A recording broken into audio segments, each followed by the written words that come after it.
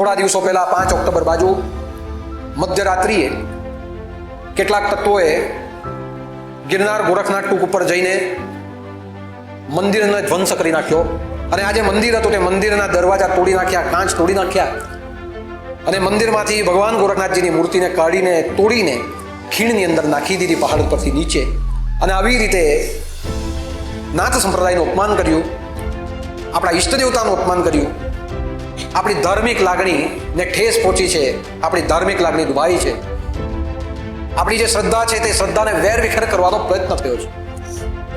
આ ગિરનાર ટૂંક ઉપરની ગોરખનાથજીની જે આ તપસ્થલી હજારો અને લાખો વર્ષ પહેલાની જે છે, આ સનાતન ધર્મની જે ધરોહર છે એને ધ્વંસ કરવાનો પ્રયત્ન થયો અને મૂર્તિને પણ ખંડિત કરી.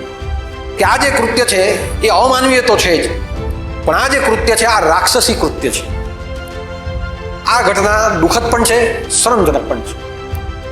અને જ્યારે આ ઘટના બની છે, આજે 5 દિવસ થયા છે, આપણા ભારત દેશના યશસ્વી પ્રધાનમંત્રીને મોદી સાહેબને, કેન્દ્રીય ગૃહમંત્રી અમિત શાહજીને પણ કરું છું, યોગી આદિત્યનાથજી જે નાથ સંપ્રદાયના શિરમોર છે, શિરોમણી છે અને ઉત્તર પ્રદેશના મુખ્યમંત્રી છે, ગુજરાત રાજ્યના સીએમ ભૂપેન્દ્ર પટેલ સાહેબ અને ગૃહ રાજ્યમંત્રી હર્ષ સંઘવી સાહેબને પણ અમે વિનંતી કરીએ કે જલ્દીથી જલ્દી આની ઉપર પગલાં લેવાય.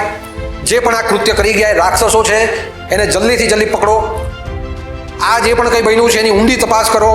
આની પાછળનો જે ષડયંત્રકારી ચહેરો હોય તેને બહાર લાવો અને એને દંડ કરો.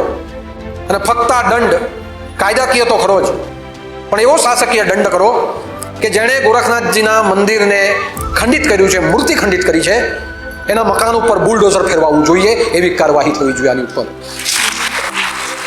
અને એવી કાર્યવાહીની માંગ આ નવનાથ ધામ બિલ્લીમોરા દક્ષિણ ગુજરાત તરફથી છોટે દાદા પણ કરે છે, આખો નાથ પરિવાર કરી રહ્યો છે.